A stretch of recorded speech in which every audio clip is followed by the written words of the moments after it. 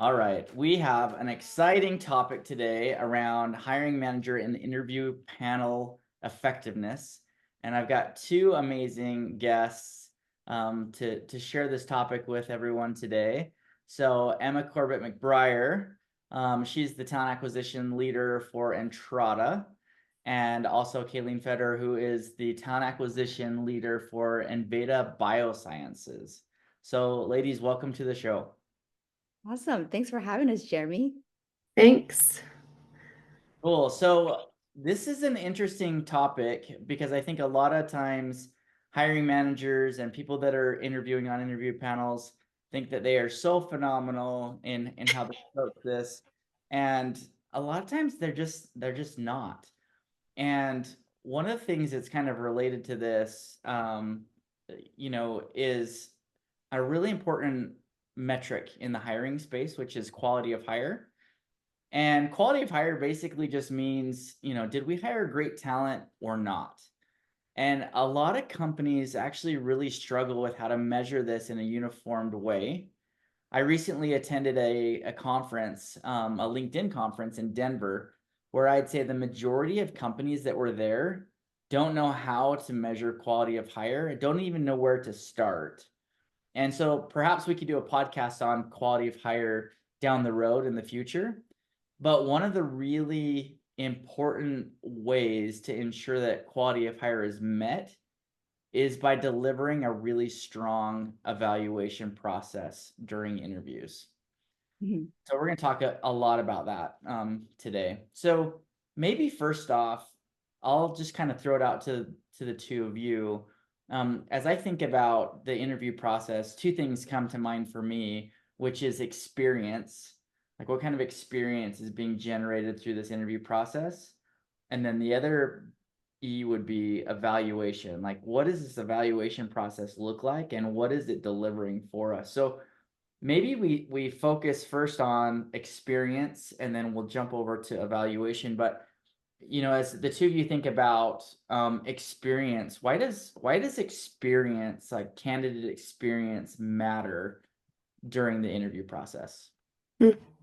I'll take a stab at it first. So I think candidate experience, it matters because this is like a mutual sales process, right? And we are selling a company as much as a person or a candidate is trying to sell themselves to join a company. And when I think about the experience that candidates are having when they're interviewing with their company, um, it really just goes back to having a good plan. So I want to kind of start by saying a lot of people don't do this well, but it's actually quite easy to set yourself up to have a good candidate experience or provide a good candidate experience and have a strong evaluation process. And I think Kayleen and I are both are going to dig into that a little bit more as we go into the conversation. But just like really high level on the candidate experience part, candidates are giving us their time, they're giving us their attention, they're preparing.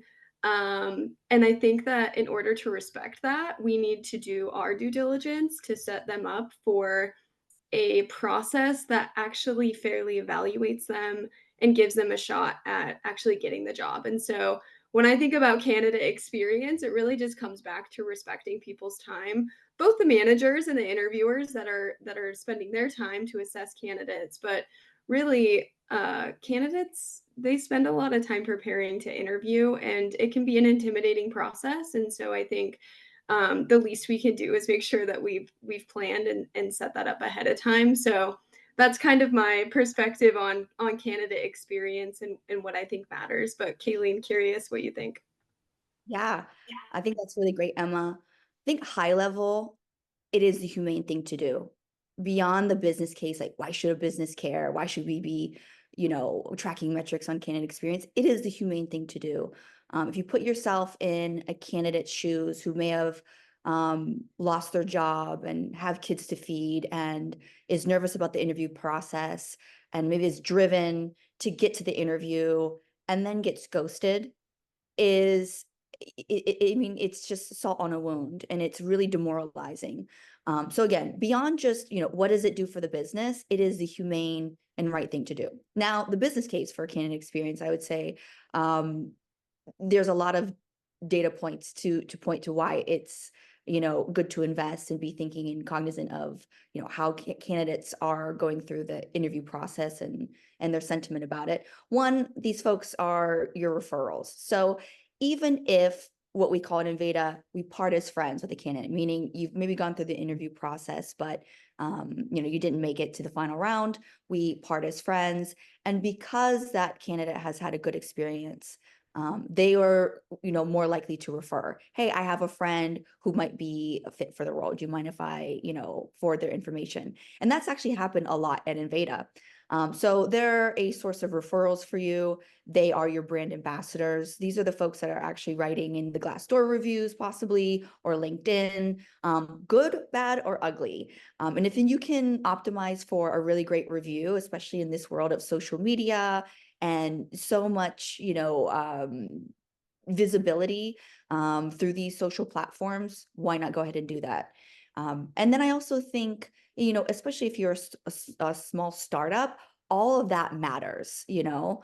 And so, and then I think lastly too, these folks also can help push or promote your product. So they're probably, if they're interested in your job, interested in your company, they're probably also consumers of your product, whatever that product is or service. And so if you optimize for a great candidate experience, you're likely to either keep that customer or gain more customers through referrals, even if it's not them necessarily you know, submitting a friend for that role. So there's all these different reasons why I think from a company perspective, why we want to ensure that candidates have a great experience. But again, at high level, I think it is the humane thing to do. Kaylene, I just want to jump on one of the things you said about reviews, because I think in the world of recruiting, and we've talked about this, but branding matters a lot. And in Jeremy's words, they become your arms and legs for bringing in more people to the business, right? But if you give a bad experience, which we'll talk, I'm sure, more about, it cuts those off, right? Like you have people now going into the market and your arms and legs are now saying, this is a terrible company. Do not interview with them. And I will tell you from personal experience, I've interviewed at a company before that a friend interviewed at, and when I told her I was getting ready to go to the first interview, she's like, "We need to get coffee. You should seriously reconsider this company," because she had had such a terrible interview experience. And I don't want to name names on the podcast, but it really is so detrimental that you are doing this well, because it can supercharge you and help you, but it can do the exact opposite effect. So there's a really fine line and balance with how your team is coming forward with those interviews. I just that really stood out to me when you were talking about that. Yeah, I even think some more data to back candidate experience. If you have a role open and you're considering, let's say, an outside recruiter, and just as this example, the role is, you know, $100,000 and it's a 20% fee, and you have a good candidate experience and someone refers and you place that person, you've saved $20,000 on a role. Yeah. And that's just one data point to support why creating a great candidate experience, which is oftentimes free. I mean, there's not a lot Right. of financial investment. There's a lot of thoughtfulness that goes behind candidate experience, but not necessarily, you know, a lot of dollars that go behind it. But can really, you know, end up saving a company a lot of money. And also, to your point, you know, can bolster, you know, referrals. It can bolster your, you know, your branding, you know, UGCs, like user generated experience. Like I went through the process at Enveda, we actually had a review of somebody who didn't make it. It's Glassdoor review, and said, I didn't make it, but it was just such a great candidate experience. And from that review, I've actually talked to folks and said, is that real? Like, is that review real? It is. These are real reviews. And it's just so shocking to candidates that have read that, because most of the time we think that interviewing is not going to be a good experience. And so really just being thoughtful about how to make it a great experience from a candidate's perspective, it really is like night and day for them. Because again, they're going in thinking like, this is not going to be a great experience. The expectations are pretty low. So if you're thoughtful, you can really blow candidates out of the water. Mm-hmm. Definitely. It's interesting. I love this common thread of just being respectful of the candidate's time and experience, and making sure that it's humane. So let's talk a little bit about these little experiences and maybe get a little bit more tactical on what you've seen as being bad experiences. Sometimes I call this like the hygiene factor. When you're a hiring manager or you're a panelist on the interview, there's just these little hygiene factor things that you should always do. And when I think about hygiene factors, I'm thinking about things like very basic, simple, like I'm gonna brush my teeth, I'm gonna put on deodorant so that I don't stink. Things like that are just very basic things that you should always do. A couple of examples might be showing up to your interview on time. Have you ever seen or experienced, hiring managers, even up to, like, I would even call out the CEO level, like, you should be on time. That's being respectful, right? If you're not on time, what does that tell the candidate about what you think about them? So that's a very basic thing, and it can get to be much more complex, of things that people need to do if you're, interviewing a candidate. So what are some of the bad things that you guys have seen hiring managers do that you're like, please, please just don't do that? And maybe Yeah. Emma, we start with you. Okay. Yes. Wow. I have a few top of mind. I would say the very first thing that came to mind was what you just said, Jeremy, is showing up on time. It seems so obvious, but it still happens all the time. We have managers not showing up on time, or just interviewers in general, and it just looks really bad back to like respecting the candidate's time. One of the things that I see really often is, and this kind of goes back to planning, but um, candidates are getting the same questions in multiple interviews because there's not any planning in place, which a candidate can quickly put together that this is not this, like, you guys don't know what you're looking for. Because if you all have to ask me the same question, like, you're not really getting to the meat of what I'm capable of, which I just think is really frustrating for a candidate, and not helping us as a company to get to the right person. And then the other thing is, just disengagement in the interview. And I don't have like an exact example of this, but you see people pick up their phones in interviews. You see them sitting there just like, I'm taking notes, but they're totally messaging someone on Slack. Like there's things like that where we're ending an interview really early because, oh, I'm just totally not interested in this person. And it's been 10 minutes or 20 minutes. I can understand wrapping up maybe 5 minutes early or 10 minutes early, but when a candidate comes all the way in either in person or they've done the preparation to show up for an interview, giving them the time and the opportunity to really showcase their skills, right? So I think those are a couple of things that really stand out to me when it comes to just like basic hygiene, like be engaged, be an active listener. It's like the 80-20 rule. Candidates should be talking 80% of the time, manager should be talking, or interviewer 20% of the time. I see that taken advantage of a lot where interviewers or managers talk for 80% of the time and don't really give the candidate a chance. So yeah, just being really engaged, being thoughtful about what questions each interviewer is going to ask, and yeah, just making sure that you're kind of showing up and giving them a fair shot to showcase what they're capable of. That's awesome, Emma. I I would relate to that, especially the part of multiple interview panels asking the same question. And so one recommendation I have to avoid that, if you're a hiring manager listening, is to have behavior interview questions ready and prepared before Mhm. start the interview process. I always say this phrase, the illusion of speed. And the illusion of speed is a hiring manager who has a role to fill very quickly, wants to get the JD or job description out. They'll figure out the interview panel later. They're not quite sure about the salary. Let's see what type of candidates we get. It's this idea that if I move really quickly, I'm going to fill this role quickly. And I always say that's an illusion. You're actually moving very quickly to go very slowly at a critical point when candidates are engaged. And now we're like, who's next on the interview panel? Why is this person asking the same questions? What was the salary range again? And so at Enveda, what we do is we take a lot of time before the role goes live. What we call pre-processing is getting all this collateral together. And part of that recruiting collateral, I'm talking about the job description, salary range, who's going to be on your interview panel. Does that interview panel make sense? Also gathering these behavior interview questions.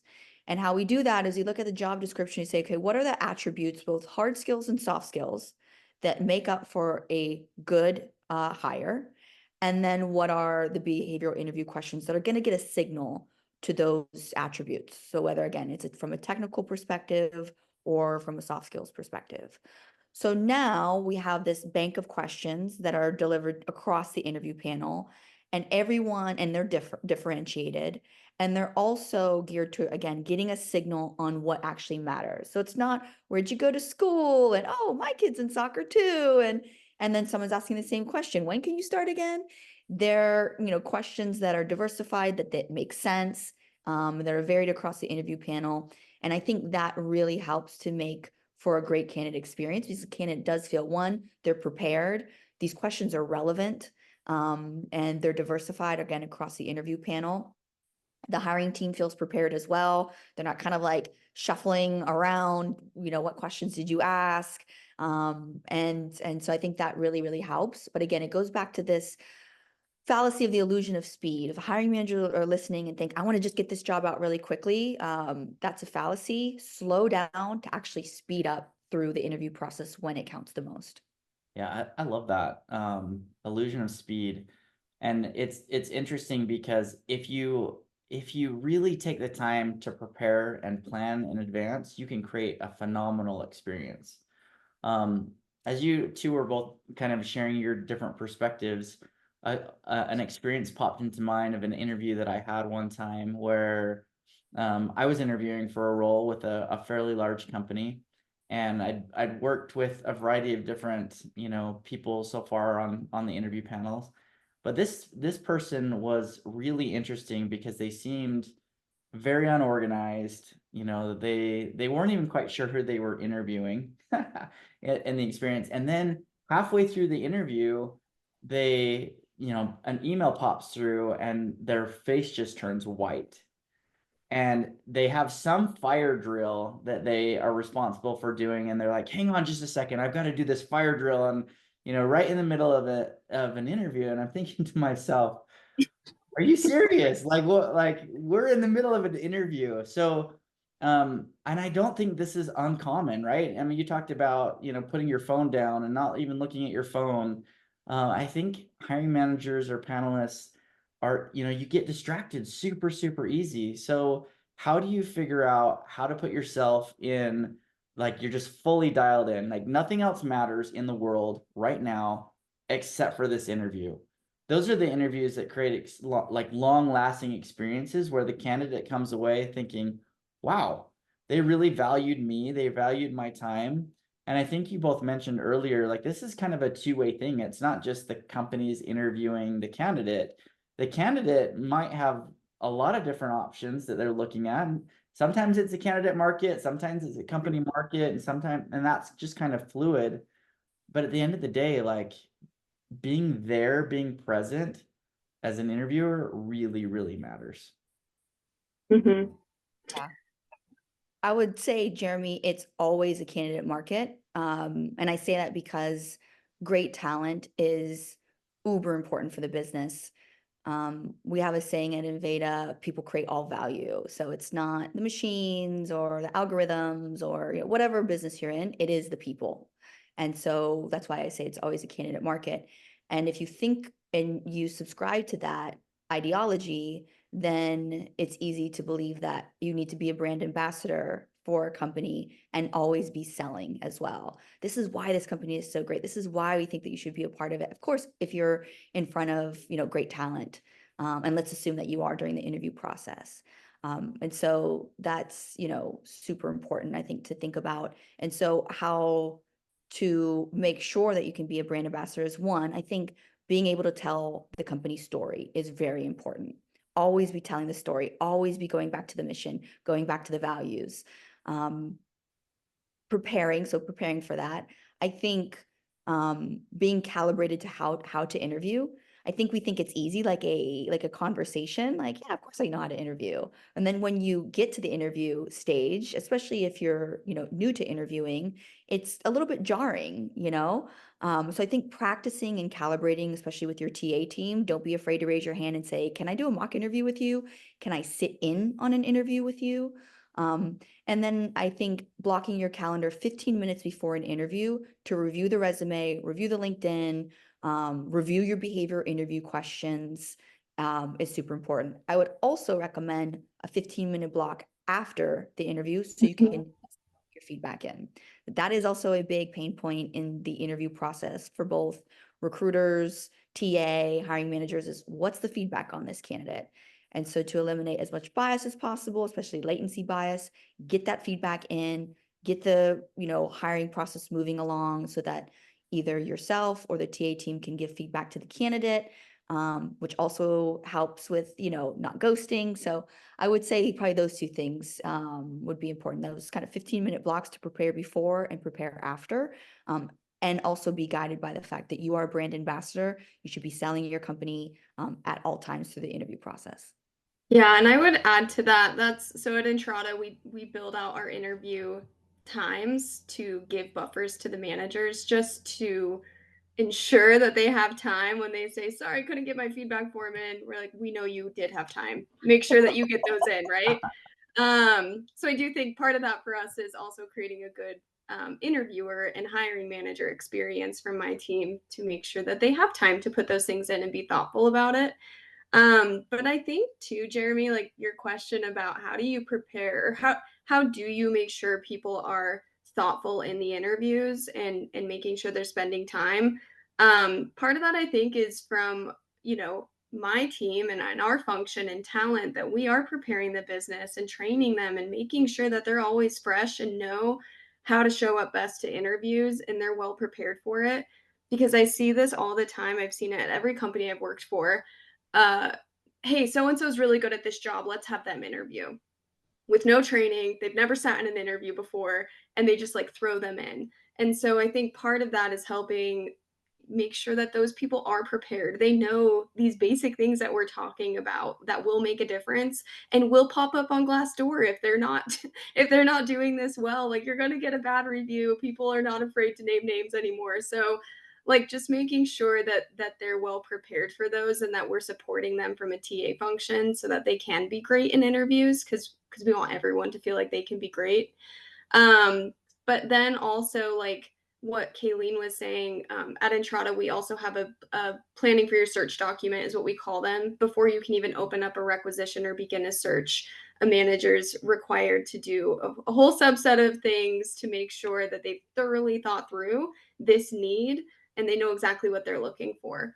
And so I think, giving people their questions way ahead of time, so that they can think about those and make sure they're asking the same questions in every single interview.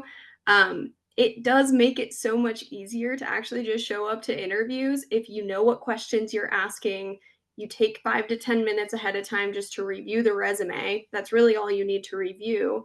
And then you know what you're doing in that meeting. You know what you're assessing. You know what questions you need to ask. And so it does make it really easy. But what makes it really hard is when you go to an interview and you don't know what questions you're asking and you don't know who you're meeting with and you don't even really know the job that they're being considered for. That's when interviewing gets really ugly. So the planning on the front end, like, is the key. It takes a bit of time, it takes some thought, but ChatGPT has also made it super easy these days. So there's a lot of things that I think our leaders can do, and interviewers can do to make that time, that preparation time before an interview, a lot shorter. I would also add, Em, I think when it comes to candidate experience and being a good interviewer, it's very subjective unless you have some data to tell a story. And so, for example, at Enveda, we have what we call hiring retrospectives. So post filling a role, we can go to a hiring manager with dashboards with all this data around experience and say, hey, here's where you won, here's where you can improve. We also do candidate surveys on their experience we use an NPS score. So how likely would you, recommend Enveda? Was your interview scheduled in a timely manner? Did you feel like the questions were relevant? Things like that. So we actually is on that. And so then it doesn't become a subjective conversation where a hiring member can say, yeah, I think I did a good job. Like, we know you did a good job, or we know you didn't do a good job. Yeah. But with the opportunity to coach and improve, right? Like, not, I think sometimes TA and just HR in general has this bad rap of being like the compliance people, like you did a bad job. And we really try to, one, encourage, because hiring is difficult, again, it feels intuitive, but based on our experiences, there's a lot that goes into it. And so it's very difficult, especially when your hiring manager says, I've got a project, I've got a deadline, I've got my job to do, and now I'm a hiring manager. And it can be very tough. And then there's all these different levers to pull and processes. And especially if you've been doing this for a while and you think, yeah, I got it, I know what I'm doing. So it's difficult. So I think the data, bringing the data to a hiring team, especially a hiring manager, is important to celebrate where, hey, you did a really good job here. And here's where we can improve again. So it's not objective. Yeah, I think I did good. The candidate, felt like it was a good experience, but we know that it was, or we know where we can improve. So I think that's really helpful, Jeremy, as well. If you want to up level how you think about candidate experience and having those conversations, is using it with data. Yeah, Kaylene, I love that you went to that space with data and coaching and feedback on how to get better at interviewing. There's actually a company, I'll do a little plug for them, called Pillar. Pillar has this ability to record your interview, and it'll go in with their AI and look and say, okay, here's what the interviewer could do better. Here's, gives you all of these different things to help provide you coaching on how effective of an interviewer you were. Similar to like in the sales field, like if you have a sales team, likely you're using Gong to be able to give you coaching and feedback on that. Or if you're a customer service rep, typically your calls are recorded and you go through some type of quality monitoring. Well, there's actually something for HR through Pillar that can actually do that for you as well. And if hiring is that important to a company, it's probably, whether it's Pillar or some other type of technology, it makes a lot of sense to invest in this space to make sure that you're hiring the best talent and that your talent that's currently in is getting coached and developed on how to interview better so that you're getting that end result that you want. So I'm really glad that you brought that up. Love it. Okay. So let's shift gears for a minute over to like the evaluation. We've touched on it a little bit here and there, but what advantages do companies have when they have a really strong evaluation process? So maybe Kaylene, as you think about different companies and why it would be important for them to have a really strong evaluation process, what would you say? Again, I go back to, it's a candidate market. Talent is the most important thing to the business. It is the business.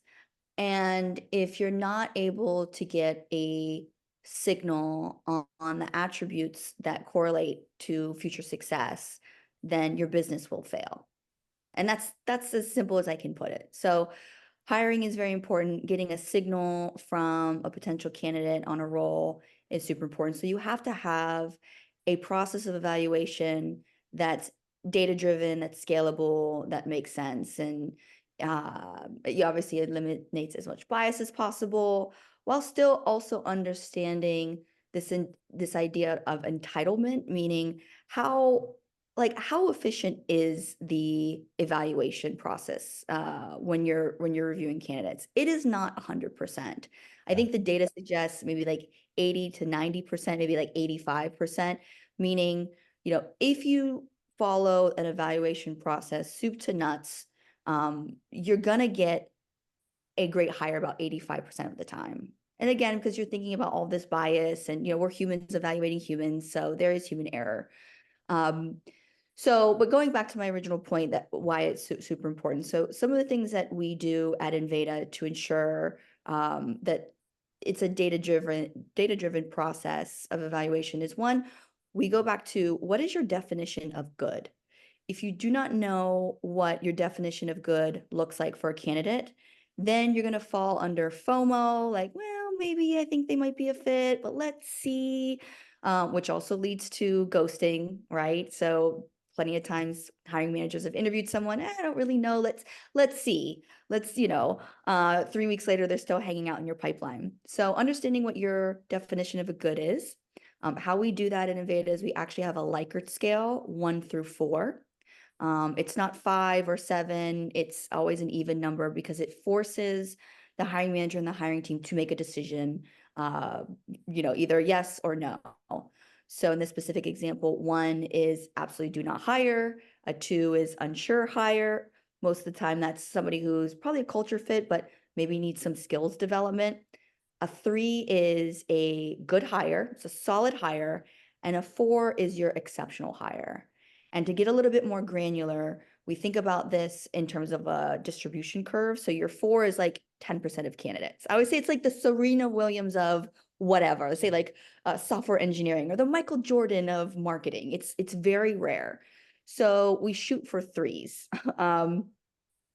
And so understanding what your definition of good is, we use again a Likert scale in the evaluation process. So we use qualitative and quantitative feedback. Sharing out your definition of good to the rest of the team is very important so that everybody is calibrated. So I'm not evaluating a candidate at a 4 and Jeremy's evaluating a candidate at a 1. We understand what that definition of good is. And so we're evaluating sort of in the same way is super important. And then I think calibration or debrief at the end of the interview is really important so that we're making a hiring decision as a cohort. So if you've heard, many brains are better than one. We'll come together as a hiring team. We'll chat about the candidate, making sure that no feedback is shared before that debrief. So we eliminate bias that way. So if all these different steps that we take in terms of the evaluation process that's data-driven, that's scalable, that makes sense, that we train on. But I would say definitely going back to that first point of the definition of good is one thing that hiring managers often lose sight of. And so if you start there and you communicate that out along with the steps I mentioned, I think you're able to get a pretty strong signal whether the candidate is a fit or not. Mm-hmm. I love hearing about what Enveda is doing, and it's such a data-driven approach, which is refreshing, and I do think brings a really great candidate experience too. When I think about your question, Jeremy, it's funny. I moved into leadership 3 years ago, and when you're a talent professional going from IC talent work and then you become a manager, you gain a whole new perspective about what it takes to be a hiring manager and just how intimidating it actually is to build a team. Because as a leader, how effective the people are on your team ends up being how effective your entire team ends up being, right? And so the criticality of hiring the right people is intense, and you have to make the right hires, and so there's a lot of pressure. And I now have can empathize a little bit more with my hiring managers on that pressure and understand why sometimes they drag their feet and why sometimes they go back and forth and they're changing their roles. It's like, we don't want them to do that, but I understand a little more why they can get to that point. And so really back to the theme of what we've been talking about, it all comes back to a really, really great plan. I love this Gartner report. I can send it to you after, but it quotes that decisive hiring managers get 10% more high quality candidates faster. Meaning, when you are really clear on what you're looking for, you actually get the best of the best. But when you drag your feet and you go back and forth and you keep saying, I just want to see one more, I just want to see one more, you're sacrificing and you're losing the best candidates that are out there. And I don't think it's possible to raise your talent bar if there is no consistent bar to start with. So we're kind of stepping into the world right now of really clear, structured interviewing, which I do think it's scientific, it's data backed, it's what makes people make better hires, it supports better hires because it is predetermined what is the job? What's the analysis of the job? What do we need? What makes somebody great in this job? Then turning that into really specific competencies. So let's say these top 8 competencies are what makes someone great here. And then you take those competencies and you turn them into a couple questions to assess each one of them. And then you build out the interview plan and you assign it to your interviewers, and they consistently ask those questions as you go, right? We make this sound so complicated, but it actually is so simple. And when a manager does this on the front end, you can reuse it and you can refine it as you go into further searches. Like, it's meant to be refined for what you need. But that's what I see makes, like, the teams that are doing that, that I've worked with, they're the ones that make the best hires, like, every time. And it's easy for their interviewers. They just step into interviews. They know what they're asking. They have examples of what good answers are, what bad answers are, what amazing answers are. And I think that's what really helps people raise the talent bar. But when you have an interviewing team, which is so common right now, step into the interview. I know what I'm looking for. I'm good at this job. I'm just going to interview for someone that's like me, right? And they're asking different questions to every candidate, and they're re-asking the same questions that have been asked. There is no bar for talent because it's different every time how you're assessing and how you're choosing to bring in talent, which means there's no way to raise the bar. So I think that's like when I determine like what makes hiring successful that way. Like, I know I just keep going back to planning, but like, it is the most, it like, that's the best place to spend your time. And I can say when I do interviews, anytime I've done hiring, you can ask people that have been on my interview team. They get a Slack from me ahead of time, the entire interview team. What's the goal of this hire? What are key outcomes of this hire? Okay, I need you to assess this competency because I think you're great at it. Here's the questions I want you to ask. Kaylene, I want you to assess this competency with these questions. So then everybody knows holistically what's going to be assessed by the candidate, but they know what base they're on and what their part is in that process. And every time it's led to really great hires. So, and really great candidates making it through the process. Like Kaylene said, it's never 100% of the time. Some people interview super well and they don't end up working out. And some people are not great interviewers, and it's up to us to figure out what they're still capable of, because they could still be an amazing hire. And I just find like having this really structured, clear plan heading into it allows us to make sure we're bringing the right people in. And then if they turn over or they end up not being a good hire, we can go back to these feedback forms and assess like, where did we miss? How do we want to fix this for the next time? Which is what ticks you up on raising that talent bar for the next hire. Yeah. Yep. I'll add also, Emma, I think back to my original point on subjectivity, the conversations around evaluation, are we evaluating well, whether from a team perspective or hiring manager, becomes very subjective if you don't have data. I'll plug also a company, Jeremy. We actually use this company called Thoughtful GPT. And much like Pillar, it uses AI to assess, in our case, how effective one is at interviewing. And so using all of the feedback we have in our ATS, which is Lever, we're able to go in and stack rank all the interviewers and say, oh, Jeremy's at 91% in terms of interview effectiveness, meaning he is able to get a very good signal. I appreciate Yeah, that. yeah, he's a very good signal.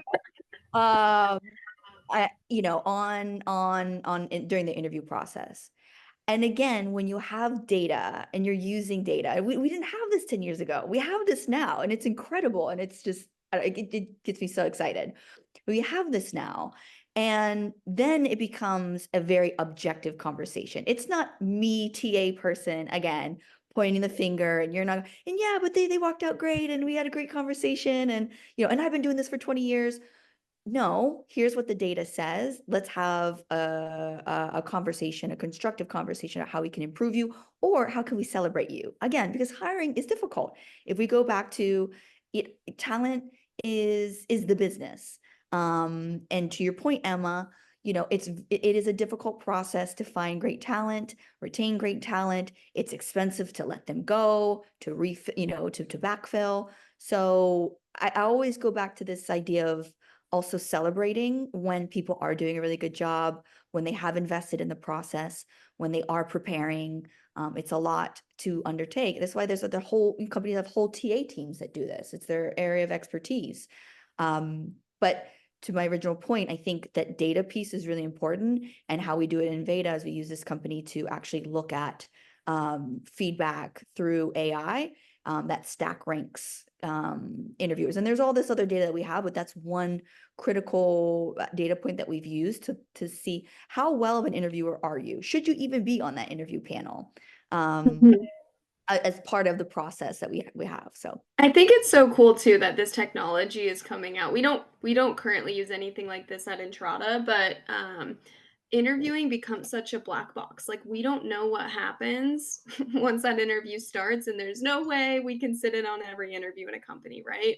And so I do think that it is, as an interviewer, you want to be great at it, and we want to be able to upskill our entire company or entire group of interviewers and hiring managers to be great at this, because it's a skill they could carry with them everywhere. So I love this idea of like being able to have technology that can give some of these ratings. We have some reports and data around what people rate candidates, and then the candidates that end up getting hired, so you can like connect the effectiveness that way. But I don't think that does as great of a job on like, well, how did they do conducting the interview, and how well did they lead the interview, and what kind of questions were they asking? Were they questions that were actually evaluating the candidate? Like, those are great things that if we could provide that feedback at scale, I think that's so cool that Enveda is doing that. So I'm just thinking about effective evaluation, and both of you kind of touched on this, and making sure that it's really clear what you're evaluating for and what those definitions mean, what that looks like. Maybe I could share just a really tactical example that has been really helpful for me. When I first started in recruiting, I ended up working with a consultant. His name was Paul Gustafson. Phenomenal guy, really effective at what he does, but he provided some really good learning for me in this space. And so the example that I'd give you that he shared, and Emma, you and I probably talked about this before, but when you're evaluating a skill or an attribute or what a competency, let's take, for example, taking out the garbage cans, like making sure the garbage is taken out and done. Like, that's the skill that we're talking about. And how would you evaluate that? If you've got 50 different people that are evaluating what that looks like, how could you all align on a similar way of thinking of how that should be evaluated? Because if everybody evaluates it different, it doesn't really matter, right? Like, so you've got to figure out how to get aligned. So Kaylene, kind of using your 4-point scale, and we'll say maybe the 4-point scale would be like, does not meet is a 1, meets some is a 2, meets is a 3, and then exceeds is a 4. So we'll use that, for example. So let's say you're interviewing somebody and you're trying to figure out, like, can they do the garbages? A 1 would mean that they didn't do anything at all, right? They just sat and played video games and didn't do anything to get the garbages out. And then the garbage truck comes and doesn't take your garbage cans, and then you're really frustrated because you have to wait another week. So that's a does not meet. Meet some would probably look more like, okay, they went through the house, they got some of the garbages, and maybe they kind of got the garbage close enough to the curb where the garbage man would go out and grab it and get it in, and some of the garbages got done. So some of it was done. So kind of a meet some, that's what that definition might look like, right? Yep. A meets would look like, okay, got up, got every single garbage in the house, and I took it, put it in the big garbage can, got the garbage can right to the road, and the garbage man was able to get it on time. Boom, 100%. That's meets. You did a great job. And then what exceeds might look like is, okay, I got all of the garbages out, got the garbage can to the road, but then I came back and I put liners back in all of the garbage cans, so all the garbage cans are nice and ready to go. if you had a 5-point scale and had like an exceeds most, maybe you take the garbage cans and go wash them out, clean them with soap. Like you're really going above and beyond to make sure that that happens, right? So I give this example. It's a very simple because everybody in the world has to, do the garbages at one point or another. And how do you work with your teams, hiring managers, panelists, whoever, to really narrow down like what do each of these things mean? What is the definition so that we're looking at good the same way? Because if you're not, like, you're not going to get the outcome that you want. And another thing that Paul always taught was you're perfectly designed to get the outcomes you get. So if you've designed your evaluation process a certain way, you're likely going to get those outcomes. So if it's a crappy design, you're going to get crappy outcomes. If it's a crappy process, you get crappy outcomes. But if you design it well, you deliver it well, you execute it well, that quality of hire is going to have a propensity to be stronger and better if you do it, effectively. Yep. Jeremy, and I love the garbage analogy. That is exactly what Enveda does. Look at the attributes that correlates with success at a job. Hiring manager writes the definition of good, and through that lens, evaluates each attribute and then gives an overall score. And so all the hiring team should know what good looks like through all those attributes. So I love that garbage analogy. We'll use that in the future. But I have like an opposite experience here. So like 3 or 4 weeks ago, maybe, we do these things on our people team called Fix It Fridays, where essentially they're just like bring all the random little things we just need to like get done, and we're gonna come together as a team and like knock stuff out. So we do it every couple of weeks. It's great. Well, I had an observation earlier that month that a manager had made an offer to a candidate who didn't end up working out, had given them all 4s. So we actually use the same rating scale. We're also on Lever and it has that rating scale in it. Had given them all 4s. So they were like a knockout. And then when they didn't accept, they're like, all good. We have a fantastic backup candidate. We're going to go make an offer to them. And I was like, sweet. So out of curiosity, I went in and read the feedback. And they had like they had like 2s, no hires. And I was like, oh, that's weird. Why do they have 2s and they're saying they're an amazing candidate? So I reached out to the manager. I'm like, hey, why would we hire candidates that you listed as no hires? And this manager said, oh, no, they are a great hire, but compared to that other candidate, we said that they were a no hire, but they're a hire for sure. And I was like, this is interesting. That's not how I thought we were using our rating scales. So I decided to conduct a little research, and I put together a whole group of scenarios, and I brought my people team together without telling them about what had just happened. And I said, I'm going to do some scenario role play with another recruiter on my team. And collectively, I want you guys all to give a rating to this role play and how you would rate this candidate for an interview. And it was fascinating how all over the board people were and how they were rating.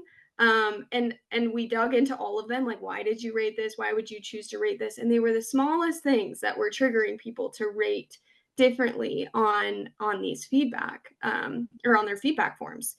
But then when I took out a couple of the things, like one of the things I said is for one of the role plays is, hey, I really want to work from home 2 days a week, but it was a fully in-office job.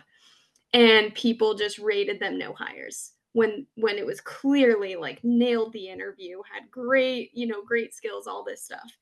And so it was just really fascinating to see how like everybody comes out of the box with like different reasons on why they would give a rating and what they would do. But it does not, back to that talent bar. We can't raise a talent bar if we're not assessing things the same. And one is having the questions and all of those things in there. But the second is calibrating everyone to be using the scoring the same.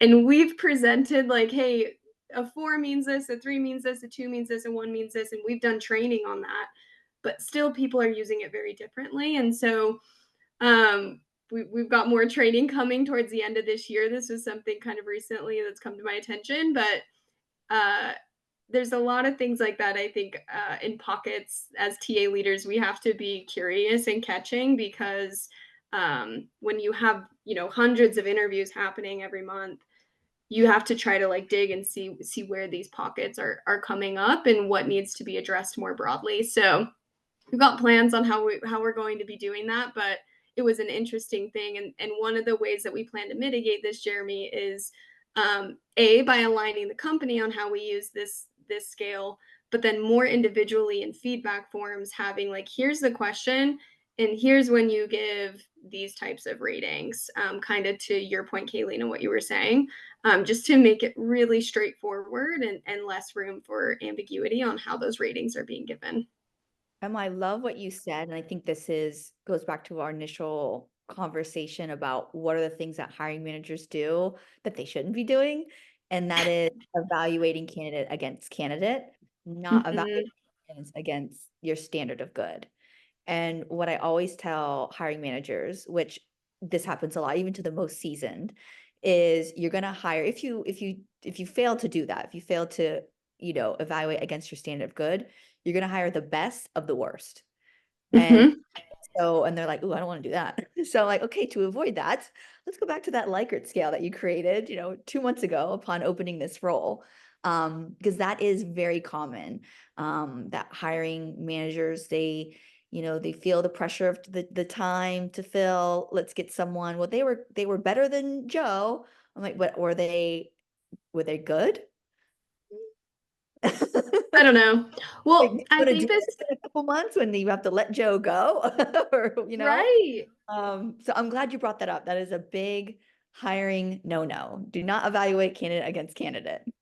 I think it's a common pitfall of leaders at every level. And it's why I always go back to that report on decisive hiring managers get the top 10%, because decisive is not comparing candidates against candidates, or even just comparing them against your current team, right? Like, decisive is knowing what you're looking for. And I think that another thing too, that as a hiring manager, this kind of separates the managers who I think are exceptional at bringing in talent and managers that I think are just okay.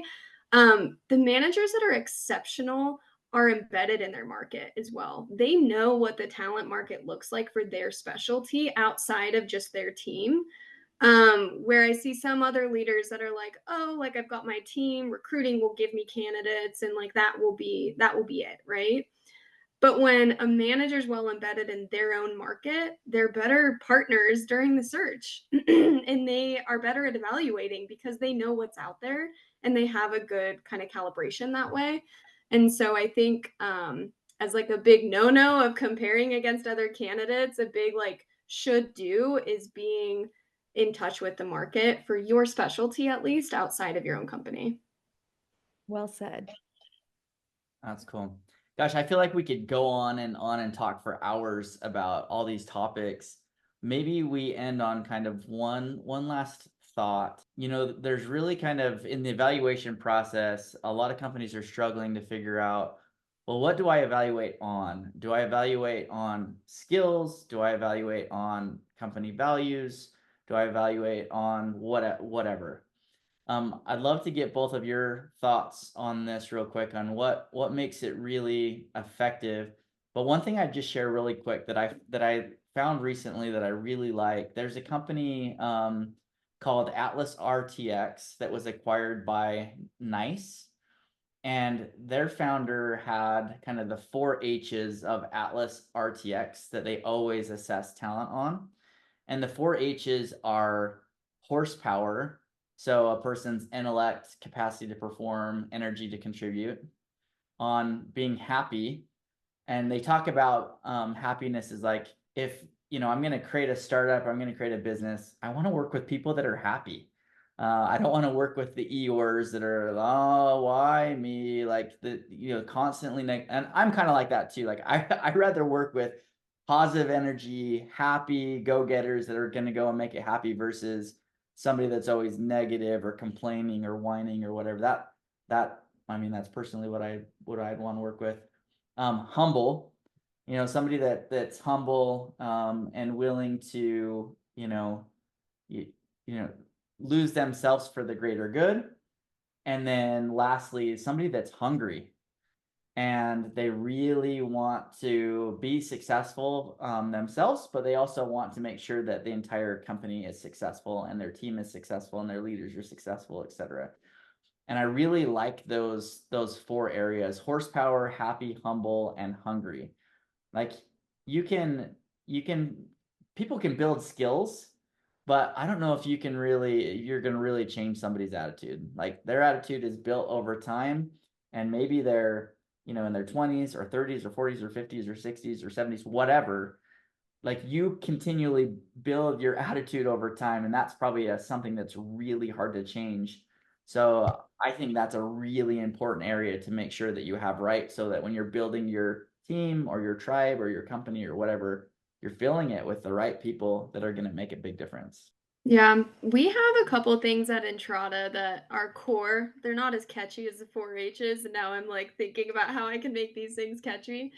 But I do think it is important that you're assessing like both individually for the skill and the role, but also for company fit. I had a leader once tell me, she's like, flowers, what did she say? Every company has different soil and not all flowers bloom in all of Whoa. in soil, right?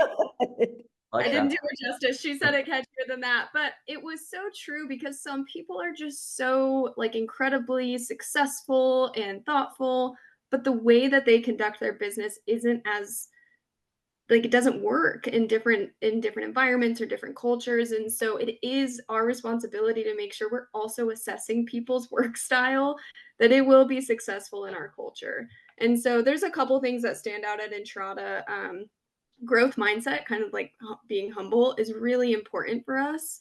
We work in an industry with software that's changing rapidly, and then you layer in AI and it's changing even faster. And so people have to be curious and they have to have this growth mindset in order to adapt and adopt the emerging technologies that are coming forward. A sense of urgency is super important at Entrata.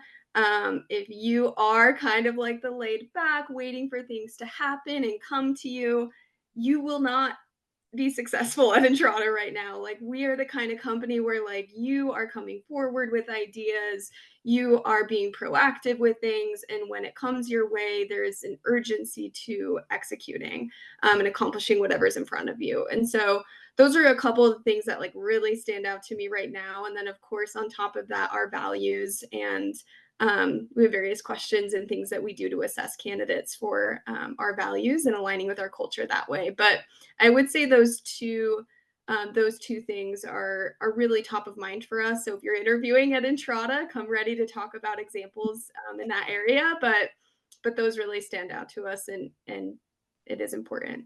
I would say, at least at Enveda, we're looking at, in general, high level, soft skills, hard skills, and will those skills work in our climate, or what we call culture? Very high level. And then depending on the role and the team, you can get granular about what are those technical skills. Do you need to know Python? Do you need to know a certain ATS? What are those soft skills? Do you need to have grit, creativity, initiative, detail oriented? And then again, how do those skills work within our climate? And then we have 3 distinct interviews that every candidate will go through in every role. So whether you're applying for an admin assistant all the way to the C-suite, and that is a technical interview, which most people are familiar with, a work sample interview, which a lot of people are not familiar with, and then a culture interview. And so in the technical interview, you're assessing those attributes or competencies, both from a hard skills and a soft skills perspective. So you're saying, okay, I know they need to have Python and they need to be detail oriented. So let's ask some behavioral interview questions to get a signal on those during the technical interview. In the work sample interview, let's actually see if you can do it. And this isn't, getting a candidate to, I always say, I don't want you to rewrite the Iliad or, create our next business plan, but I want to see how you think. It's one thing to say, this is what I did in the past. It's another thing to say, this is what I can do for you now and in the future. And so what we do is we normally give a prompt, like a writing prompt, and how do you think about this problem?